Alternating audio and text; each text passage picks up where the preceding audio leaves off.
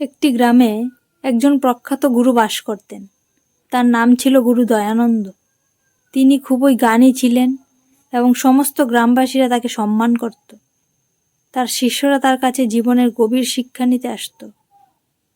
একদিন এক তরুণ শিষ্য, যার নাম ছিল রোহিত, গুরু দয়ানন্দের কাছে উপস্থিত হলেন। রোহিত ছিল খুবই হতাশাগ্রস্ত এবং আত্মবিশ্বাসহীন। সে মনে করত সে কখনোই জীবনে সফল হতে পারবে না।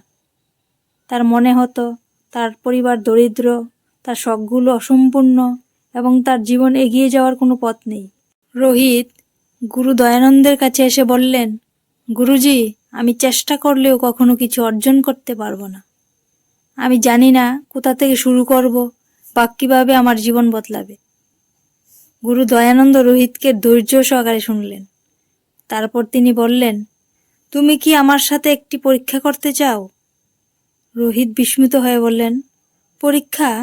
কি ধরনের পরীক্ষা? গুরু দয়ানন্দ বললেন, আমি তোমাকে একটি ছোট কাজ দেব, তুমি সেটি করো, তারপর আমি তোমাকে তোমার পথ দেখাবো। রোহিত সম্মতি দিলেন এবং গুরু তাকে একটি ছোট পাত্রে জল ভরে তা একটি পাহাড়ের চূড়ায় নিয়ে যাওয়ার কাজ দিলেন। তিনি বললেন, এই পাত্রটি নিয়ে পাহাড়ের চূড়ায় পৌঁছাও, কিন্তু লক্ষ্য রাখো যেন জল না পড়ে। রোহিত পাত্রটি হাতে নিয়ে পাহাড়ে উঠতে শুরু করলেন। প্রথম দিকে ঠিকঠাক ছিল, কিন্তু যতই সে উপরে উঠতে লাগলো ততই জল কিছুটা কমে যাচ্ছিল। শীঘ্রই পাত্রটি প্রায় খালি হয়ে গেল।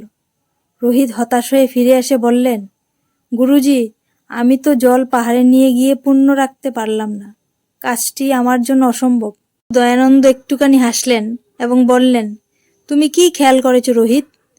যখন তুমি জল নিয়ে পাহাড়ে উঠছিলে, তুমি শুধু জল রাখার দিকে মনোযোগ দিচ্ছিলে, কিন্তু তুমি খেয়াল করোনি তোমার হাঁটা চলার মধ্যে তোমার পায়ের শক্তি, মনোযোগ এবং ধীরতার পরিবর্তন কিভাবে হয়েছে। তুমি কতটা শক্তিশালী হয়ে উঠেছ, তোমার চিন্তা ভাবনা কিভাবে পরিষ্কার হয়েছে।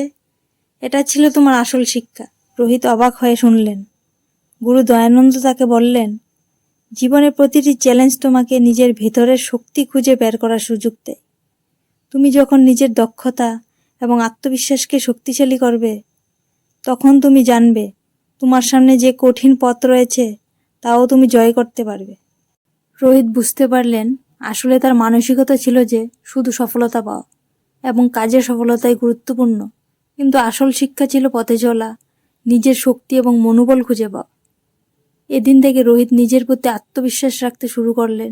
তিনি জানতেন যে সফলতার পথ সহজ নয়, কিন্তু যদি তিনি ধৈর্য ধরেন এবং নিজের উপর বিশ্বাস রাখেন, তবে তিনি যে কোনো বাধা অতিক্রম করতে পারেন। গুরু ও শিষ্যের এই কাহিনীর মাধ্যমে আমরা বুঝতে পারি যে জীবনের পথে চলতে গিয়ে যে চ্যালেঞ্জ আসবে তা আমাদের ভিতরে শক্তি এবং মনোবলের প্রমাণ হিসেবে কাজ করবে, শুধুমাত্র ফলাফল নয়। পথ চলার সময় আমরা যা শিখি তা আমাদের সাফল্যের আসল চাবিকাঠি। এই রকম আরও গল্প পেতে হলে আমার ভিডিওটিকে লাইক করুন আর চ্যানেলটিকে সাবস্ক্রাইব করুন।